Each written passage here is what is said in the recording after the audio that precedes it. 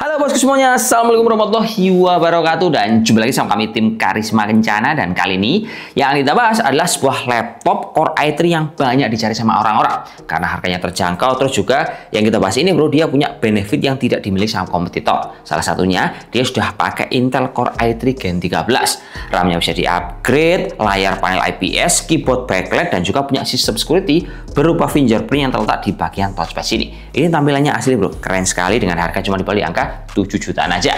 Dan ngomongin soal tipe, yang kita bahas ini adalah seri Asus VivoBook 14 A1404VA VIPS 352M. Nah, dia dikasih warna silver, punya bobot yang tidak terlalu berat, cuma di angka 1,4 kg, dan full bodinya dia ini hanya di angka 1,4 kg serta memiliki standar sertifikasi military grade 810H. Nah, ini kalau kita lihat agak mundur ke belakang, sebenarnya tipe ini bro, dia ada seri sebelumnya, yaitu tipe A1404CA yang merupakan Intel i3 juga, namun dia itu pakai Gen 12 dan harganya juga di angka 7 juta rupiah. Nah, kalau ini dia sudah meningkat jadi Gen 13, serta untuk dalamannya ini tidak banyak berbeda, tapi tetap nyaman untuk kita pakai untuk di berbagai kondisi. Semisal laptop ini kita manfaatkan untuk kuliah, tampilannya enak bro, buat nongkrong dia nggak malu-maluin, kemudian bekerja ini juga sudah bandel karena punya standar sertifikasi military grade, dan kalau buat sekolah, nah tampilan juga enak bro, keyboardnya ada backlightnya juga. Dan ngomongin soal spek backlightnya, kalau kita bedah di bagian dalam, laptop ini kan dia itu menggunakan prosesor Intel Core i3 Gen 13, tepatnya 1315U series, dia punya 6 core, 8 thread, dan speed maksimal di angka 4,5 GHz.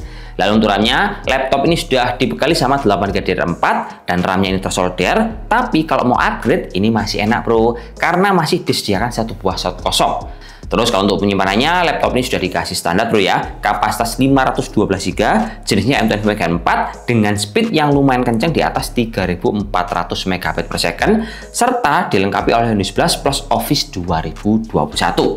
Nah, dari sini kalau kita compare sama seri A1404ZA, pembaruannya memang cuma ada dari segi prosesor. Overall yang lain ini memang tidak ada pembaruan, tapi nyamannya laptop ini bro, dia layarnya pakai panel IPS dan bisa kita buka sampai 180 derajat. Nah, layarnya ini juga jenis layar anti glare, sehingga kalau kita pakai di luar ruangan atau dalam ruangan, dia nyaman, nggak gampang mantul. Ada juga sertifikasi Tough Rain Lens, serta untuk akurasinya, menurut saya ini basic tapi cukupan. Dia punya 64% sRGB, kemudian NTSC-nya di angka 46%, sementara kalau untuk Adobe RGB dan juga untuk P3, dia di angka 48%.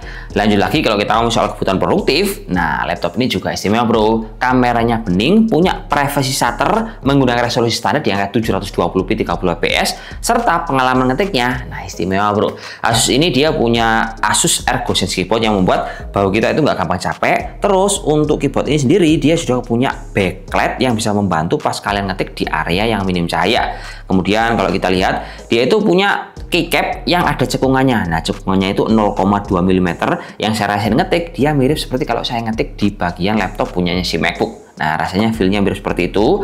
Terus untuk caranya juga tidak terlalu mepet. Jadi kalau kita ngetik, ini nggak akan gampang typo.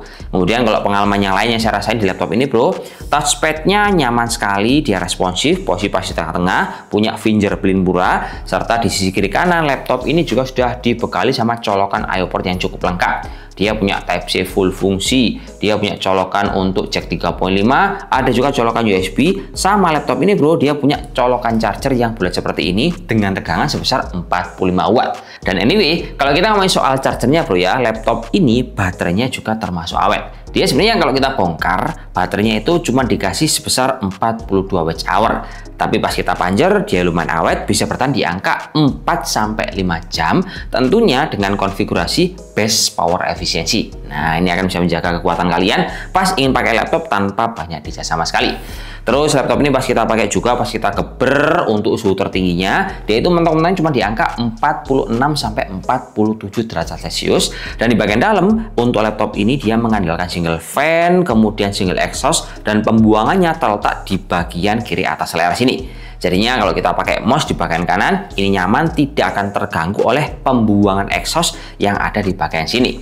Terus untuk pengalaman yang lain bro ya, pas saya nyoba laptop ini, dia itu punya konektivitas yang cukup kencang dan stabil, karena laptop ini dia punya standar sertifikasi Asus Wi-Fi Master, yang dimana untuk hardware-nya dia pakai Wi-Fi 6E plus Bluetooth 5.3. Kemudian kalau kita geser, semisal untuk Intel Core i3 Gen 13, kita compare sama beberapa prosesor kompetitor. Misalkan sama Ryzen 3 7000 series, kita compare sama Intel i3 Gen 12, Ryzen 5 7520U series, dan juga Ryzen 5 7430U. Kalau kita lihat dari diagram seperti ini bro, dari data Pasmark, nah skornya si Intel Core i3 Gen 13, dia itu termasuk menengah ke atas. Nah ini kalian bisa lihat bro ya, untuk skor performanya kalau kita total antara Intel i3 Gen 13 sama Gen 12, dia ini meningkatnya cukup signifikan dari 10.800 ke 12.000. Tapi kalau kita compare sama Ryzen 3 7320U, nah Ryzen 3 ini nggak ada apa-apanya bro, karena skor totalnya dia cuma di angka 8.800-an. Ini mungkin bisa jadi tolak ukur buat teman-teman yang pengen cari Ryzen 5 yang harga murah, ya mendingan kalian geser ke Core i3 bro, karena secara kemampuan i3 lebih bagus dibandingkan Ryzen 5 7520 series.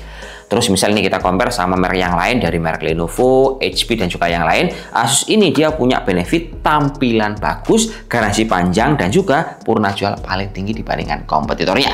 Ya guys, nggak usah lama-lama, langsung aja kita sambut untuk hasil dari benchmark yang udah kita rangkum seperti ini kawan.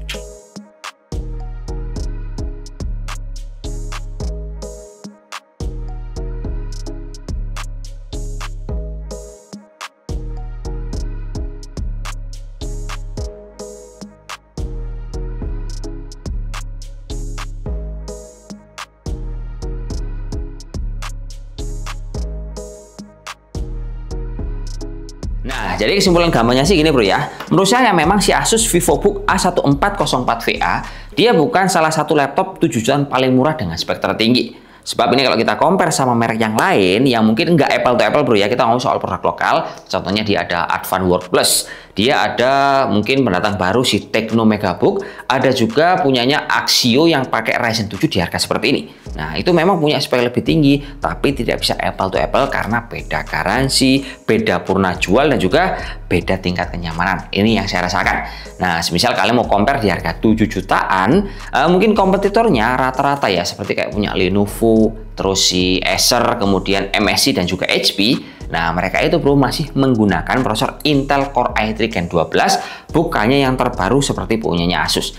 Jadi saya bisa bilang kalau untuk 3 hingga 5 tahun ke depan, laptop ini worth it banget bro. Dia sudah punya dapur pacu yang bisa diandalkan i3, tengah-tengah ke atas.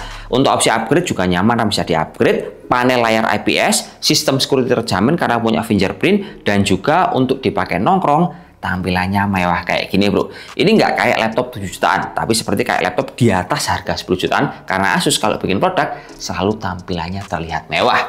Ya udah, mungkin cukup informasi yang bisa kita berikan, semoga bermanfaat untuk laptop i3 Gen 13 punya si VivoBook seperti ini kawan. Oke bro ya, see you next time next video. Assalamualaikum warahmatullahi wabarakatuh dan salam jos. Semoga bermanfaat kawanku. Oke.